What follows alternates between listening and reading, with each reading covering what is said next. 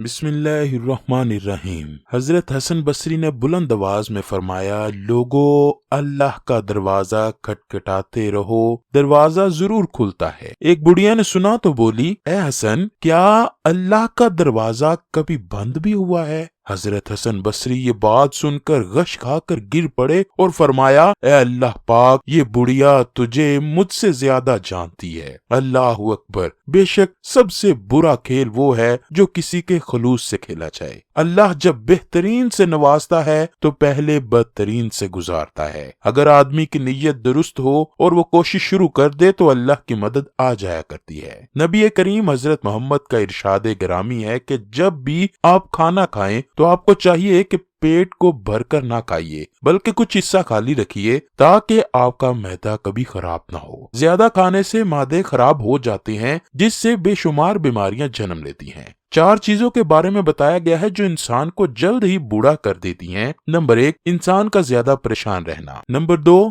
زیادہ سے زیادہ غم سے وابستہ ہونا۔ نمبر 3، انسان کا کئی دن تک بھوک برداشت کرنا۔ نمبر 4، انسان کا رات گئے تک جاگتے رہنا۔ 4 چیزیں ایسی بتائی گئی ہیں جس پر عمل کرنے سے انسان کے چہرہ مبارک پر رونق اور نور آ جاتا ہے۔ وہ 4 چیزیں یہ ہیں۔ نمبر 1، پرہیزگاری۔ نمبر 2، ایک انسان کا دوسرے کے ساتھ وفاداری کرنا۔ نمبر 3، انسان کا رحم دل ہونا۔ نمبر 4، بغیر مانگے حاجت مند کی ضرورت پوری کرنا۔ رسول اکرم نے فرمایا کہ 4 چیزیں ایسی ہیں جو انسان کو بدقسمت بنا دیتی ہیں۔ نمبر 1، جب انسان کو اللہ کے خوف سے آگاہ کیا جائے تو اس کی آنکھوں سے آنسو نہ آئے۔ بے شک ہر انسان کو ہر وقت اللہ کے خوف میں مبتلا رہنا چاہیے، بھلا اس سے بڑی بھی کوئی بدنصیبی ہو سکتی ہے کہ جب انسان اللہ سے ڈرنا بند کر دے اور اتنا بے خوف ہو جائے کہ اس کی آنکھوں سے آنسو بھی نہ ٹپکیں۔ نمبر 2، انسان کا سخت دل ہو جانا، یعنی دوسروں کی مجبوری سمجھے بغیر اپنی بات کو منوانا، اور اتنا تنگ دل اور سخت دل ہو جانا کہ کسی کے لیے بھی نرم گوشہ نہ رہے۔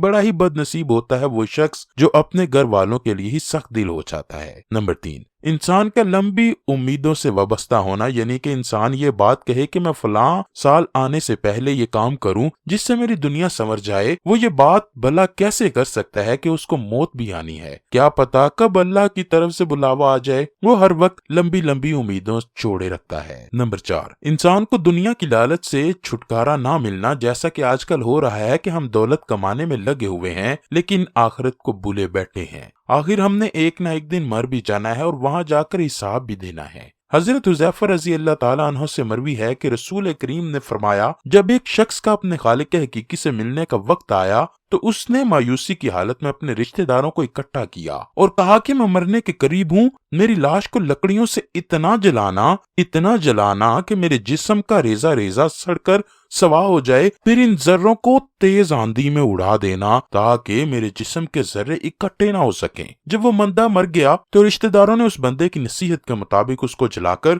اس کے جسم کو تیز آندھی میں اڑا دیا۔ جب اللہ پاک نے اس کے جسم کو اکٹھا کیا اور اس بندے کی نیت کے بارے میں دریافت کیا تو وہ کہنے لگا، اے اللہ، تیرے خوف سے میں نے یہ سب کچھ کیا۔ تو اللہ پاک نے بندے کا یہ جواب سنتے ہی اس کو بخش دیا۔ حضرت ابو ہریرہ رضی اللہ تعالیٰ عنہ حدیث پاک بیان کرتے ہیں کہ 3 لوگ ایسے ہیں جن کی نہ تو کوئی نیکی قبول ہوگی اور نہ ہی نماز قبول ہوگی۔ نمبر 1، ایسا غلام جو اپنے مالک سے بھاگ گیا ہو، جب تک کہ وہ اپنے مالک کے پاس واپس نہ آ جائے تب تک اللہ پاک اس کی نہ نماز قبول کرتا ہے اور نہ ہی کوئی اور نیکی قبول فرماتا ہے۔ نمبر 2، اس عورت کی کوئی نماز قبول نہیں ہوتی جس کا شوہر اس سے ناراض ہو۔ نمبر 3، ایسا شرابی جو ہر وقت اپنے نشے میں مست رہتا ہو۔ اس حدیث میں ہے کہ اللہ نے مرد کا رتبہ عورت کی نسبت زیادہ بلند کیا ہے اور مرد کو عورت پر غالب فرما دیا ہے۔ اللہ کا فرمان ہے کہ اگر میں دنیا میں کسی کو سجدے کا حکم دیتا تو بیوی سے فرماتا کہ اپنے شوہر کو سجدہ کرو۔ نبی کریم کا فرمان ہے کہ عورت کے لیے اس کا شوہر دوزخ اور بہشت بھی ہے،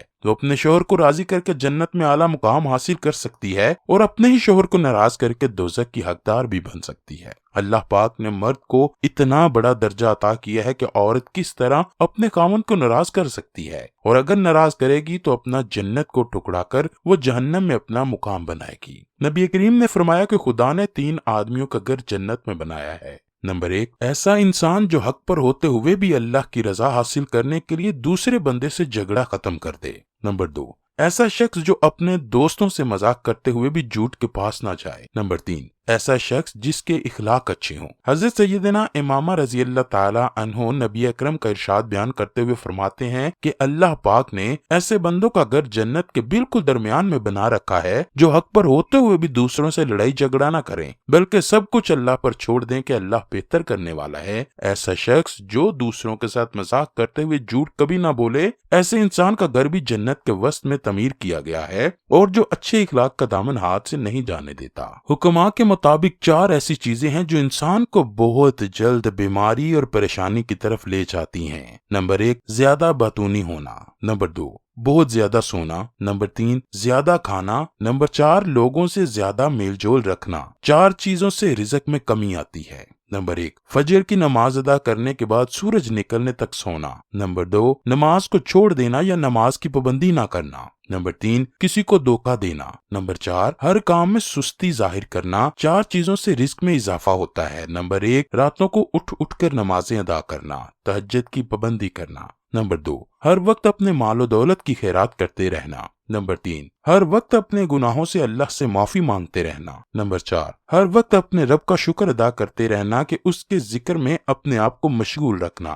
4 چیزیں ایسی ہیں جن کو مسلسل اپنانے سے چہرے کی رونق ختم ہو جاتی ہے۔ نمبر 1، ہر وقت جھوٹ کا دامن نہ چھوڑنا۔ نمبر 2، دوسروں کی عزت نہ کرنا اور کسی غلط چیز پر ضد کرتے رہنا۔ نمبر 3، بغیر علم کے بحث و مباحثہ شروع کرنا۔ نمبر 4، کسی غلط کام کی پرواہ کیے بغیر ہی اسے کرتے جانا۔ مہمان نوازی کرنا اللہ کی خاص رحمت ہے جو اللہ کے نیک بندوں کا شوق رہا ہے۔ دین اسلام میں مہمان نواز کو بڑے ثواب سے نوازا گیا ہے۔ نبی مکرم صلی اللہ علیہ وآلہ وسلم نے مہمان نوازی کرنے کے بارے میں مہمان نواز کو بڑی تاکیدیں فرمائی ہیں۔ رسول اللہ نے فرمایا جو آخرت کے دن پر یقین رکھتا ہے تو اس کو مہمان نوازی خوب کرتے ہوئے اس کا حق ادا کرنے میں کوئی کسر نہیں چھوڑنی چاہیے۔ پوچھا گیا کہ مہمان کا حق کیا ہے جو ہم ادا کر سکیں؟ فرمایا 1 دن 1 رات اور ضیافت 3 دن کے لیے ہے، اس کے بعد صدقہ و خیرات ہے۔ مسلم شریف کی ایک حدیث میں ہے کہ کسی مسلمان کو یہ حاصل نہیں کہ وہ اپنے مسلمان بھائی کے گھر اتنے دن رہے کہ اس کو گناہگار کر جائے۔